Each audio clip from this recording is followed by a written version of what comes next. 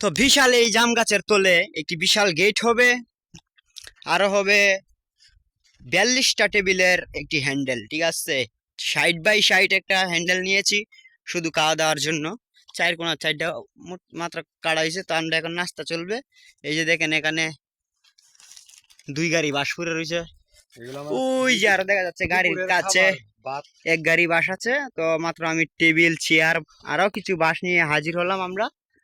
তো এই পুরাটা মাঠ লয়ে একটা খাওয়া দাওয়ার হ্যান্ডেল তৈরি হবে। আপনাদের মাঝে এরকম সবগুলো ভিডিও এই পাশে পাবেন, সমস্যা নাই। কাজের শুরু থেকে শেষ পর্যন্ত যাবতীয় যা কাজ আছে সব আপনাদেরকে দেখাবো। শুধু পেজটা ফলো দিয়ে পাশে থাকবেন, তাহলে এরকম সুন্দর সুন্দর ভিডিও দেখতে পারবেন। আর দেখেন কত সুন্দর নাস্তা বানাইতেছে, দুপুরের ভাত খাবে উনি। তা আমরা বর্তমানে 2 জন আছি, 2টা 3টে করে কেক, এটা বিস্কুটটা কোন মিলে আনছে, আচ্ছা যাই হোক, মিল মোহব্বত করে মালিকরা একটা বিস্কুটের বান্ডি দিল দিতে, তাহলে আমরা 2 জনে 2টা নাকি। তা 2 জন আরো আছে কিছু হেল্পার, যেটি আজকে আনা হয় নাই। এরিয়াটা দেখতেই পাচ্ছেন বন্ধের।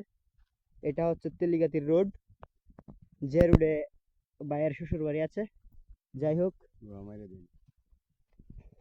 মূলত আন্তাজি বলে ফেলছিলাম, মানে তেলিগাতির মেয়েদেরকে ওনার খুব পছন্দ, তাই ওই দিক দিয়ে বিয়ে করবে আর কি। এটার জন্য বললাম, ওই দিকে শ্বশুর বাড়ি আছে, বিয়ে শাদী করে নাই এখনো।